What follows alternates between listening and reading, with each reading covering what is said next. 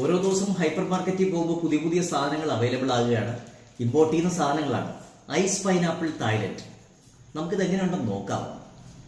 6 പീസുണ്ട്, 347 രൂപയുണ്ട്. പുറത്താണോ ഇല്ലെന്നൊന്നും അറിയില്ല, നമുക്കൊന്ന് നോക്കാം. ഒരു റൗണ്ട് ഷേപ്പിലാണ് അവർ കട്ട് ചെയ്തിരിക്കുന്നത്. കള്ളിൻ്റെ മണമാണ്, വൈനിൻ്റെ ഒരു ഗന്ധമാണ് വരുന്നത്.